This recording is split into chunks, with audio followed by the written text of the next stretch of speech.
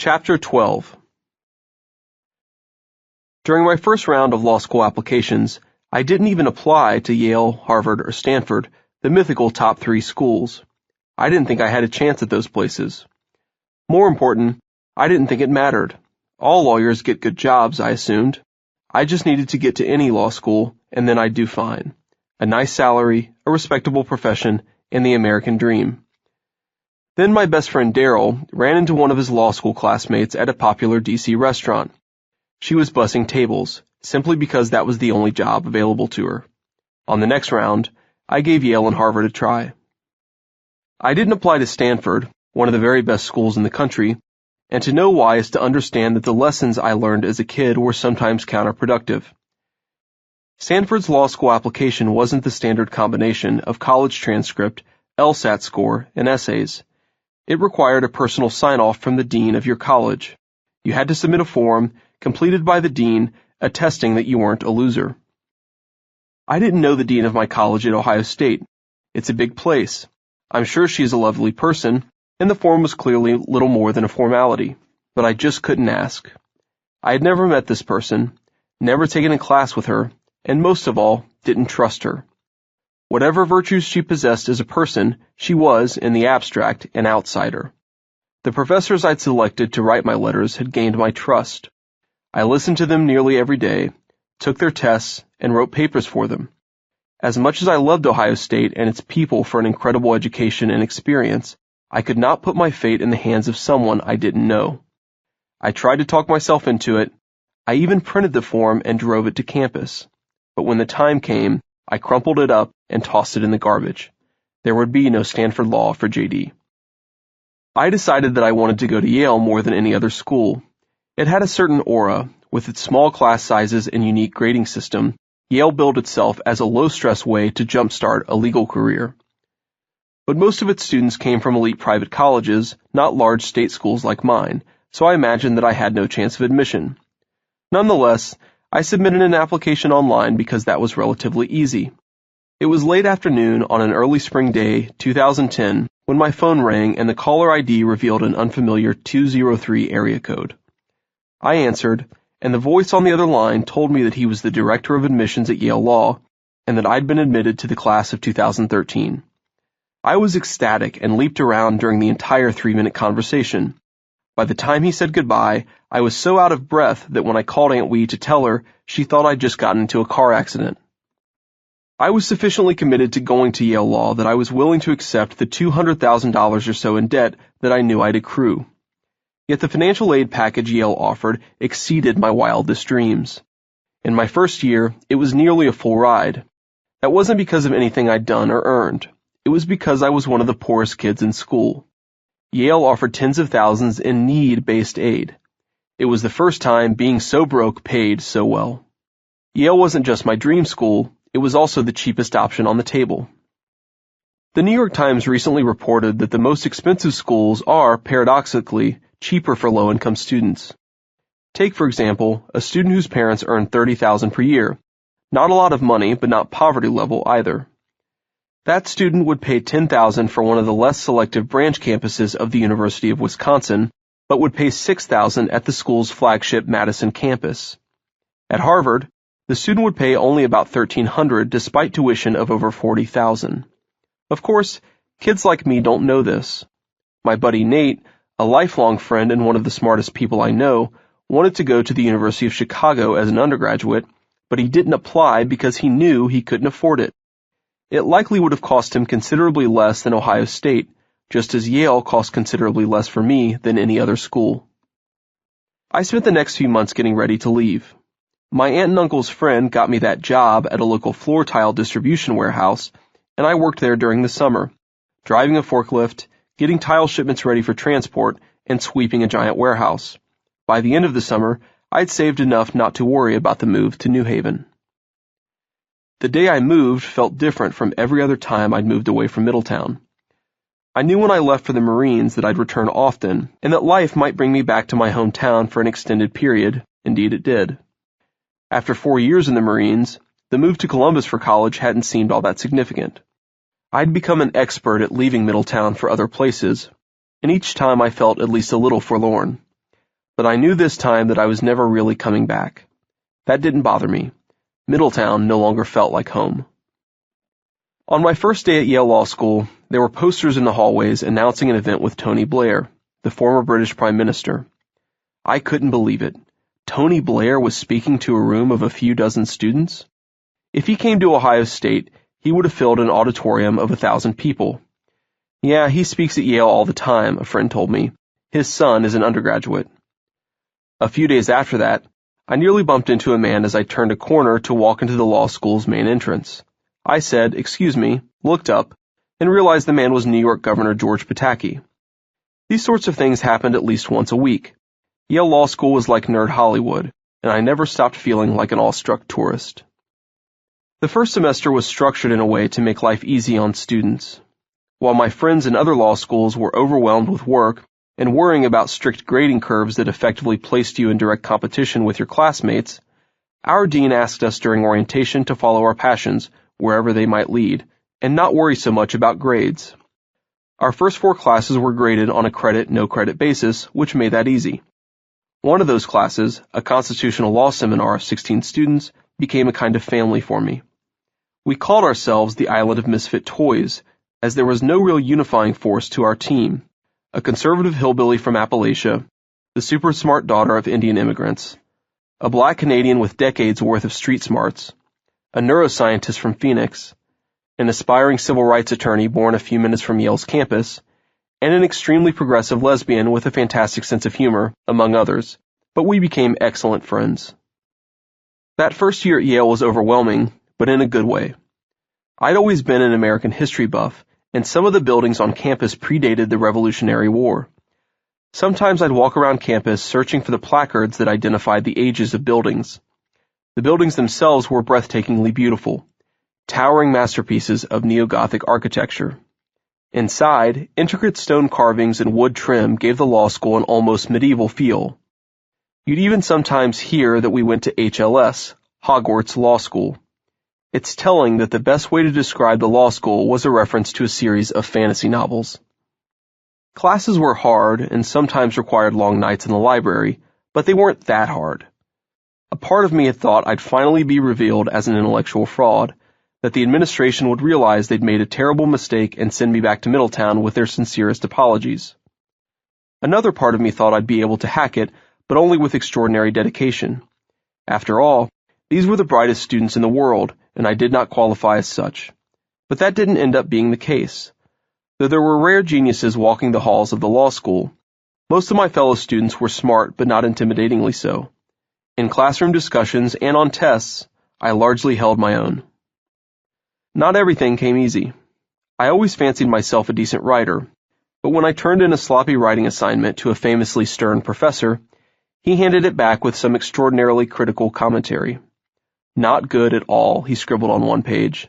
On another, he circled a large paragraph and wrote in the margin, "This is a vomit of sentences masquerading as a paragraph. Fix." I heard through the grapevine that this professor thought Yale should accept only students from places like Harvard, Yale, Stanford, and Princeton.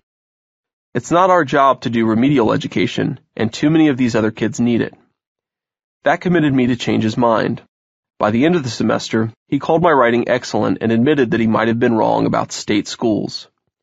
As the first year drew to a close, I felt triumphant. My professors and I got along well, I had earned solid grades, and I had a dream job for the summer, working for the chief counsel for a sitting U.S. senator. Yet for all the joy and intrigue, Yale planted a seed of doubt in my mind about whether I belonged. This place was so beyond the pale for what I expected of myself. I knew 0 Ivy League graduates back home.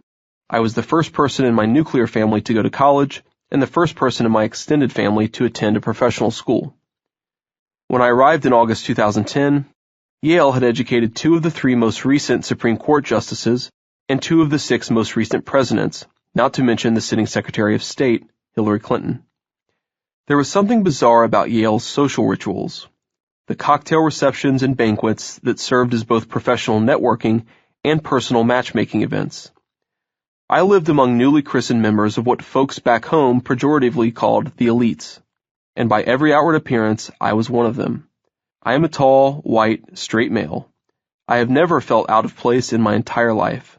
but I did at Yale. Part of it has to do with social class. A student survey found that over 95% of Yale Law students qualified as upper middle class or higher, and most of them qualified as outright wealthy. Obviously, I was neither upper middle class nor wealthy. Very few people at Yale Law School are like me.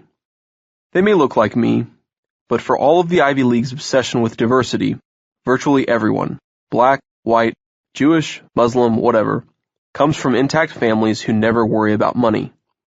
Early during my first year, after a late night of drinking with my classmates, we all decided to stop at a New Haven chicken joint. Our large group left an awful mess. Dirty plates, chicken bones, ranch dressing and soda splattered on the tables, and so on. I couldn't imagine leaving it all for some poor guy to clean up, so I stayed behind. Of a dozen classmates, only one person helped me, my buddy Jamil, who also came from a poorer background. Afterward, I told Jamil that we were probably the only people in the school who'd ever had to clean up someone else's mess. He just nodded his head in silent agreement. Even though my experiences were unique, I never felt like a foreigner in Middletown. Most people's parents had never gone to college. My closest friends had all seen some kind of domestic strife in their life. Divorces, remarriages, legal separations, or fathers who spent some time in jail. A few parents worked as lawyers, engineers, or teachers. They were rich people to Mamaw, but they were never so rich that I thought of them as fundamentally different. They still lived within walking distance of my house, sent their kids to the same high school, and generally did the same things the rest of us did. It never occurred to me that I didn't belong, even in the homes of some of my relatively wealthy friends. At Yale Law School, I felt like my spaceship had crashed in Oz. People would say with a straight face that a surgeon mother and engineer father were middle class. In Middletown, $160,000 is an unfathomable salary. At Yale Law School, students expect to earn that amount in the first year after law school. Many of them are already worried that it won't be enough. It wasn't just about the money or my relative lack of it. It was about people's perceptions. Yale made me feel, for the first time in my life, that others viewed my life with intrigue. Professors and classmates seemed genuinely interested in what seemed to me a superficially boring story. I went to a mediocre public high school, my parents didn't go to college, and I grew up in Ohio. The same was true of nearly everyone I knew. At Yale, these things were true of no one. Even my service in the Marine Corps was pretty common in Ohio, but at Yale, many of my friends had never spent time with a veteran of America's newest wars. In other words, I was an anomaly. That's not exactly a bad thing. For much of that first year in law school, I reveled in the fact that I was the only big Marine with a Southern twang at my elite law school. But as law school acquaintances became close friends, I became less comfortable with the lies I told about my own past. My mom is a nurse, I told them, but of course that wasn't true anymore. I didn't really know what my legal father, the one whose name was on my birth certificate, did for a living. He was a total stranger. No one, except my best friends from Middletown whom I asked to read my law school admissions essay, knew about the formative experiences that shaped my life. At Yale, I decided to change that. I'm not sure what motivated this change. Part of it is that I stopped being ashamed. My parents' mistakes were not my fault, so I had no reason to hide them. But I was concerned most of all that no one understood my grandparents' outsized role in my life. Few of even my closest friends understood how utterly hopeless my life would have been without Mamaw and Papaw, so maybe I just wanted to give credit where credit is due. Yet there's something else. As I realized how different I was from my classmates at Yale, I grew to appreciate how similar I was to the people back home. Most important, I became acutely aware of the inner conflict born of my recent success.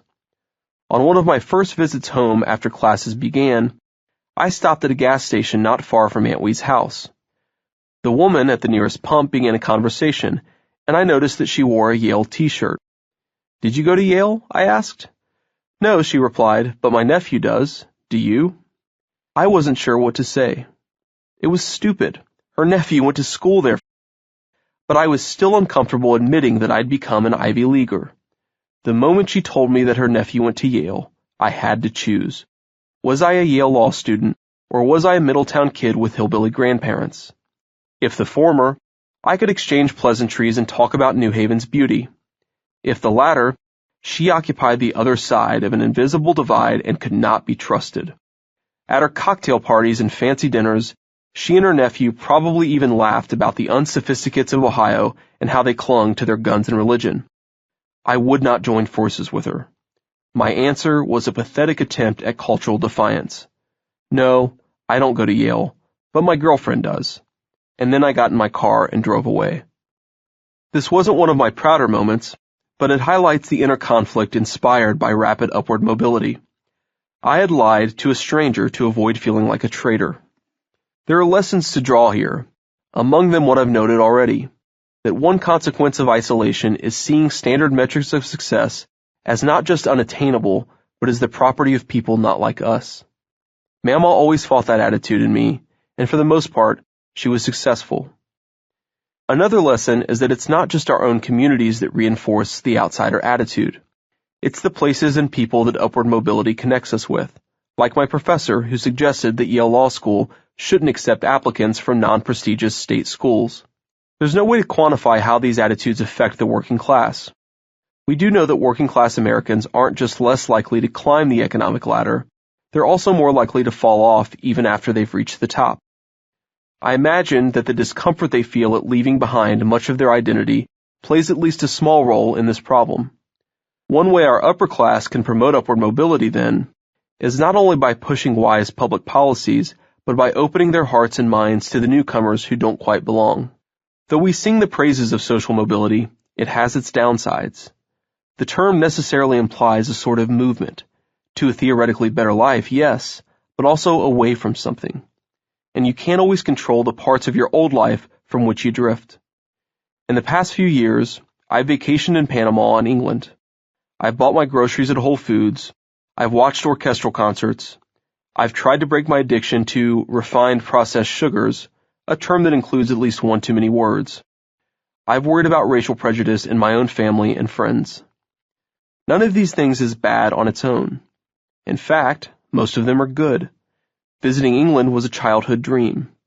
Eating less sugar improves health. At the same time, they've shown me that social mobility isn't just about money and economics, it's about a lifestyle change. The wealthy and the powerful aren't just wealthy and powerful. They follow a different set of norms and mores. When you go from working class to professional class, almost everything about your old life becomes unfashionable at best, or unhealthy at worst. At no time was this more obvious than the first, and last, time I took a Yale friend to Cracker Barrel.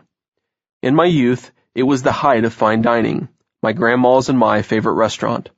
With Yale friends, it was a greasy public health crisis.